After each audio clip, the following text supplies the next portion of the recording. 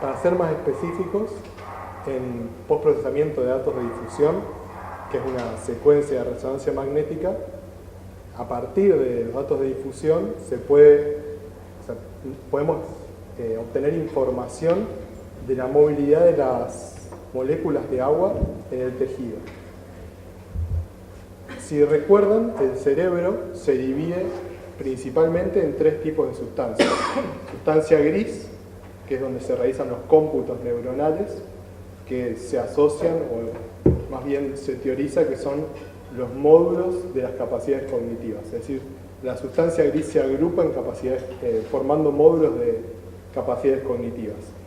Luego tenemos la sustancia blanca, que es lo que permite la conectividad y el traspaso de información entre módulos de capacidades cognitivas, es decir, la integración de los cómputos neuronales que les decía recién. Y por último tenemos el líquido cefalorraquídeo, que es mayormente agua. Esta conectividad estructural se mide mediante las imágenes con ponderación de difusión y se pueden reconstruir las fibras de sustancia blanca que conectan las zonas de sustancia gris mediante la técnica que denominamos tractografía. Bueno, si recuerdan, les habíamos mostrado un caso clínico en la clase anterior. Para llevarlo un poco más a lo que ven cotidianamente, ustedes sabrán que las fibras de sustancia blanca no son un concepto que esté muy presente en las charlas cotidianas que hay, en las infecciones representacionales que decía Julián recién. Si hay más un concepto de localizacionista, digamos. Cierta zona, por ejemplo, el lóbulo occipital se vincula a capacidades visoespaciales. Capaz de eso sí llega algo. O, digamos, en la sociedad sí está más presente la idea de que una zona del cerebro se relaciona a cierta función. El ejemplo más claro que tuvimos de esto recientemente fue cuando Julián contactó un grupo que trabaja con electroencefalograma, que no podían relacionar, digamos, que una extirpación de un tumor frontal no lo podían relacionar con una disminución en la capacidad visoespacial de la persona, que se asocia más a el lóbulo occipital. Lo que inmediatamente surgió es que la fibra que conecta la zona órbito-frontal, es decir, del ojo, con la zona que realiza el procesamiento visoespacial, es decir, de la corteza occipital, estaba desviada justamente como un resultado del corte que se realizó al fascículo y su posterior redirección hacia una zona más lateral. A esto hacemos referencia generalmente como los costos a largo plazo que tiene la omisión del uso de la técnica de tractografía en rehabilitación. Como pueden ver acá, el fascículo, al no ser estimulado, no consiguió redirigirse hacia la zona orbitofrontal, pero sí se dirigió hacia la zona lateral y por lo tanto la persona perdió gran parte de la capacidad visoespacial. Como les decía recién, las imágenes con ponderación de difusión son una secuencia de resonancia magnética. A continuación les voy a explicar un poco cómo este método de postprocesamiento, que es la tractografía, permite reconstruir fibras de sustancia blanca, que, como les decía recién, son la conectividad estructural entre zonas de sustancia gris, como pueden ver acá. Nuevamente haciendo un repaso, la imagen que ven de fondo es una secuencia que se denomina estructural generalmente, o T1, y lo que permite es distinguir los tipos de sustancias que les decía recién. Tiene muy buena definición para distinguir sustancia gris, sustancia blanca, líquido cefalorraquídeo, también por ejemplo hueso o tejidos blandos, aire. todos los diferentes tipos de sustancias. Los requisitos para realizar una tractografía en cuanto a adquisición es un mínimo de 32 direcciones. Si recuerdan el concepto de direcciones de difusión, es en qué orientación estamos midiendo la difusión de moléculas de agua, la movilidad de moléculas de agua en el tejido cerebral. Esto tiene 32 direcciones, no es común en la práctica clínica. Generalmente se adquieren 3, 4 direcciones, ¿no? Solamente. Esto se puede relacionar más que nada al coste económico que tiene una secuencia de 32 direcciones comparada a una secuencia de 3 direcciones, porque aumenta el tiempo de adquisición de la secuencia de resonancia magnética. Cuando trabajamos en el Instituto de Investigación, esperábamos encontrar 32 direcciones y encontrábamos 3. Lo que nos llamaba la atención porque hay ciertas patologías que requieren una reconstrucción tractográfica para observar cómo se reorganiza la conectividad en caso, por ejemplo, de una operación quirúrgica como la que les mostraba recién. Para poder observar esta reorganización de la conectividad se requiere una tractografía. Sin embargo, nos encontramos con 3 direcciones que solo te pueden ofrecer un dato de la difusión aparente o cantidad de movilidad, no estadísticos de la direccionalidad de la difusión. Otro de los requisitos son los beta-valores, 2 beta-valores que generalmente suele ser un valor sin ponderación de difusión, es decir, de beta-valor 0, y un valor de beta que suele ser 1000 o 1500. Ese contraste permite medir los estadísticos, medir la difusión, la movilidad de las moléculas de agua que les decía recién. Bueno, como les decía, uno de los beta-valores es de 0 y generalmente se adquieren por cada 10 direcciones de difusión, con un beta-valor mayor que 0 naturalmente, una imagen de beta-valor 0, o también se denomina sin ponderación de difusión. Porque imagínense que si adquiriésemos 32 direcciones, es decir, 32 imágenes con ponderación de difusión, con un beta-valor alto, por ejemplo, de 1000, y solo lo comparásemos a una imagen sin ponderación de difusión, bueno, tiene mucha menos confiabilidad que adquirir una de cada 10, que es lo que en la literatura se recomienda como, digamos, de manera general. La potencia mínima del campo magnético también es un valor importante porque permite mejorar la calidad de la imagen, es decir, adquirir una imagen más que nada con menos ruido y también permite aumentar el beta-valor. Naturalmente esto también tiene costos económicos, la aplicación de un beta-valor mayor, y también los equipos de resonancia magnética cotizan principalmente por la potencia del campo magnético. Actualmente ya existen equipos de resonancia magnética con una potencia de 14 teslas o 20 teslas. La potencia del campo magnético mínima es de 1.5 teslas. Y es justamente el resonador que utilizamos para realizar la evaluación tractográfica es de 1,5 teslas.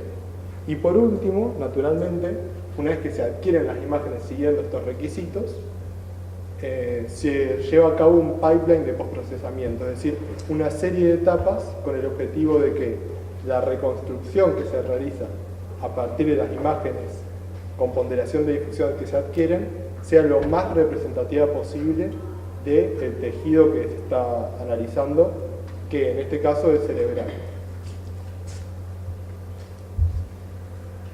Bueno, repasando un poco los conceptos que veíamos antes, en las clases anteriores,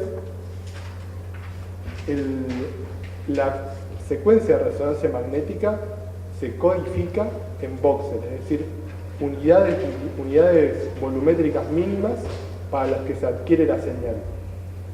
Estos voxels, la señal de difusión que se adquiere en esos voxels, pueden modelizarse siguiendo diferentes modelos justamente.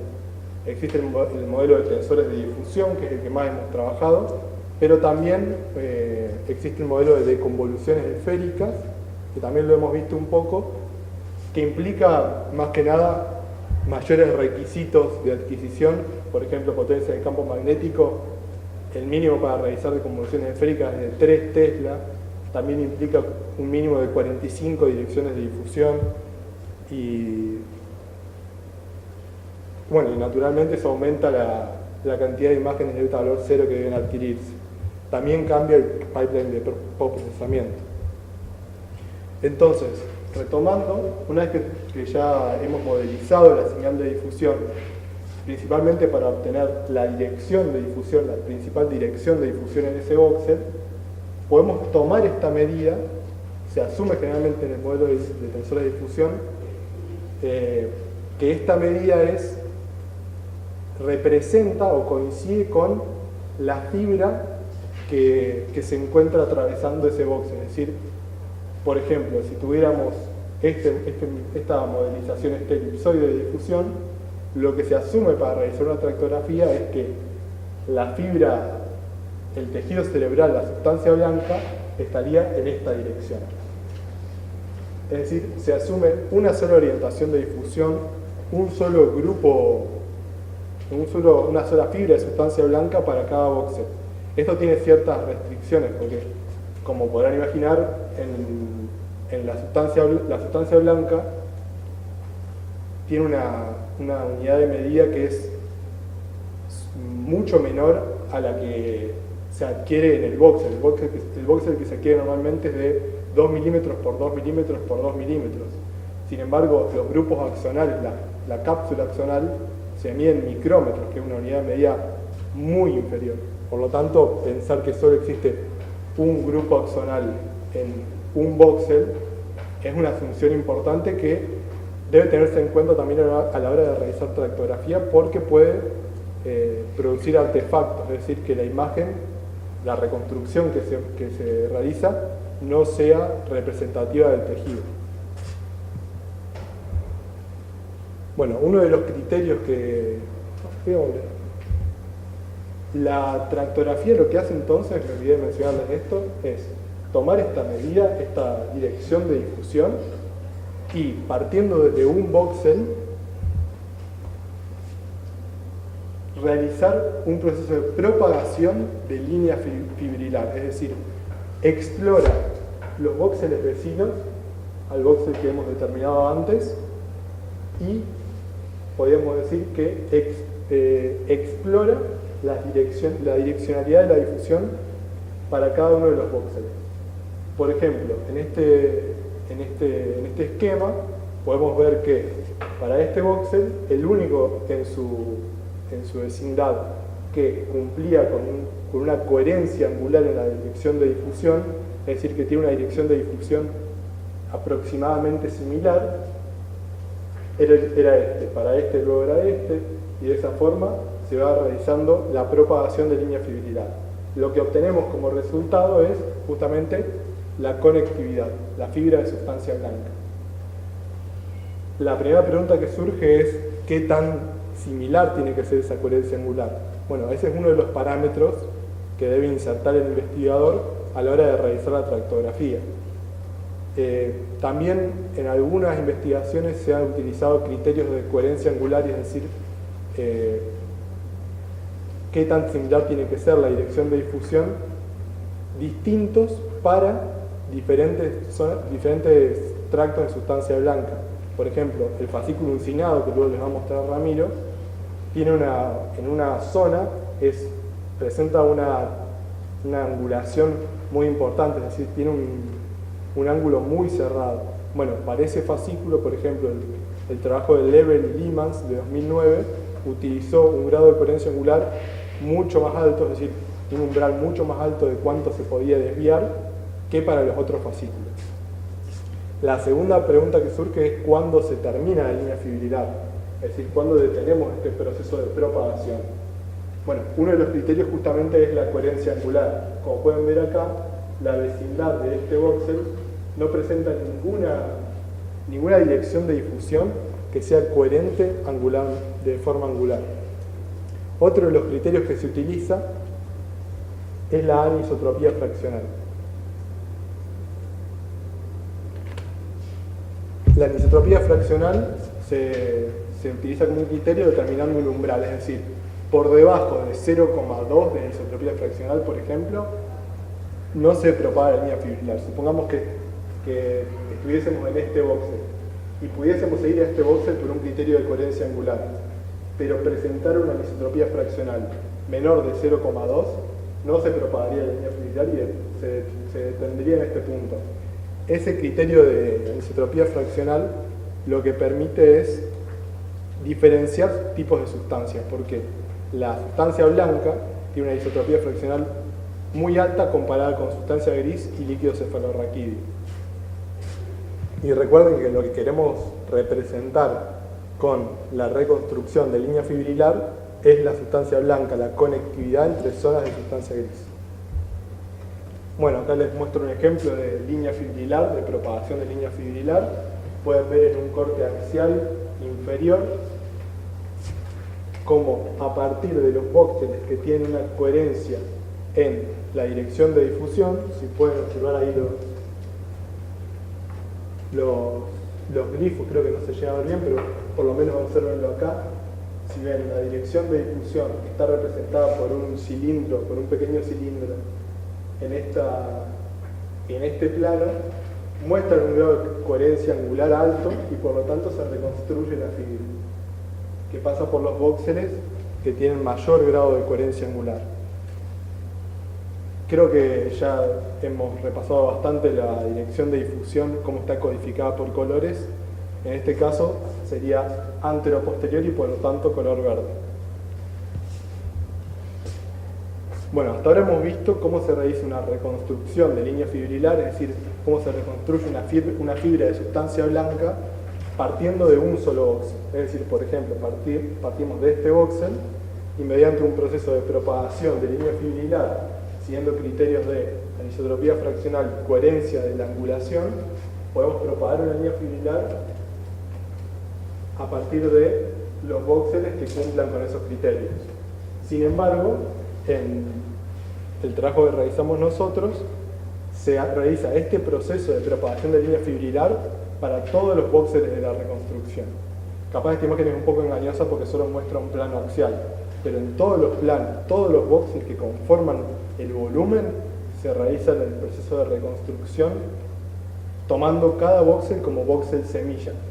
Esto de vóxel semilla es un concepto que intenta ilustrar cómo se parte desde un vóxel y se van recorriendo, explorando los criterios que decía recién.